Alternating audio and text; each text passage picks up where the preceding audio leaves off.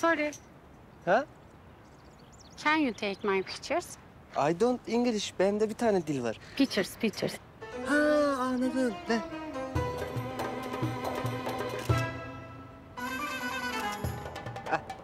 Thank you.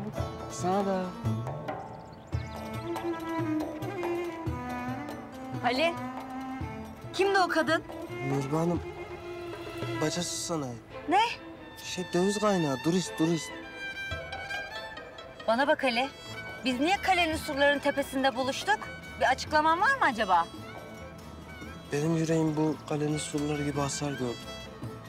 Benim gönlüm de bu kale gibi savaşlar gördü Nur Yüzlü. Senin ağzın ne diyor Ali ya? Ben çok yıprandım. Çok hırpalandım Nurbe Hanım. Ali ya sen ne diyorsun? Ben anlamıyorum. Sen ne diyorsun? Ben sana layık olamadım. Olamayacağım da. Ali sen bir şey mi yaptın? Layık olamadım falan. Sen beni aldatıyor musun Ali? O kadınla mı? O turisti mi? Nasıl yaparsın ya bunu sen bana? Ya Nurbe Hanım bir dur. Ne aldatması? Yüzü ışık saçan kadının. Ben senin hayalindeki düğünü bile beceremedim. Bak hastanelik oldun benim yüzümden.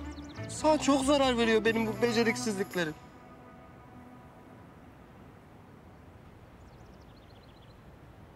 Affet beni Nurbe Hanım.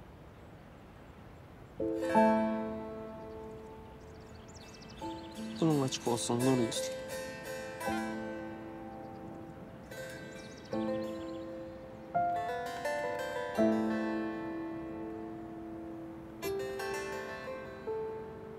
Terk mi edildim ben şimdi?